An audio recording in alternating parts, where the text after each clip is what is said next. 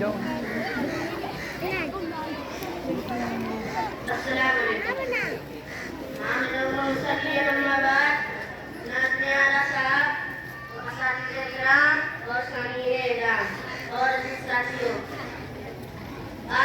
अगस्त जश्न आज़ादी के सुनहरे मौके पर आप लोगों को आज़ादी के मौके से कहानी सुनाना चाहता हूँ।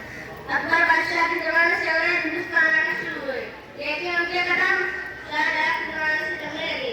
शाहजहां बादशाह ने हिंदुस्तान में तिजारत करने की बाकायदा इजाजत दे दी। इजाजत हासिल करने के बाद उन्होंने अपनी तिजारती कोठियां कायम की और हिंदुस्तान में ईस्ट इंडिया कंपनी के नाम से तिजारती कंपनी बनाई। धीरे धीरे वो अपनी तिजारती कोठियों की हिफाजत का बहाना करके उन कोठियों में फौज भी रखने लगे। उधर मुगल हुकूमत कमजोर हो चुकी थी, इसलिए अंग्रेज शाही कमानों की भी परवाह न करते थे। अंग्रेजों के इलाके वहां पर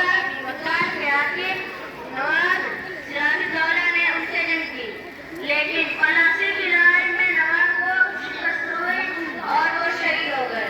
दक्कन में सुल्तान टीपू अंग्रेजों से जंग करते रहे, मगर श्रीरंगपट्टनम की लड़ाई में उनको भी शिकस्त हुई और अपनी जान से हाथ धोना पड़ा।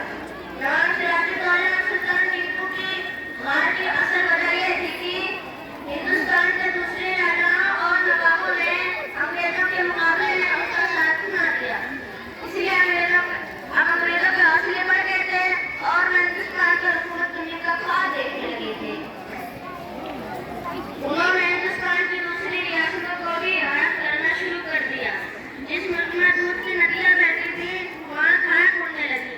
पूरे 100 साल तक इन्हीं परेशानियों से हिंदुस्तानियों को गुजरना पड़ा। इसके बाद ये लड़ाई लखनऊ, कानपुर, बरेली, झांसी, दिल्ली और बिहार में फैल गई।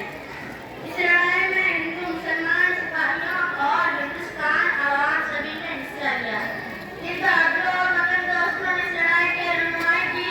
इनमें से कुछ के नाम ये है: नाना साहब, कामतिया तोबे, मौलाना अब्दुल्ला शाह, रानी लक्ष्मीबाई, नवाब अख्तर, राणा बीबी माधो सिंह, कुंवर सिंह, बेगम हजरत खान वगैरह।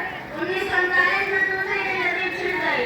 लड़ाई जारी थी कि कांग्रेस ने 1942 में हिंदुस्तान छोड़ो की तजवीज मंजूर की। अंग्रेज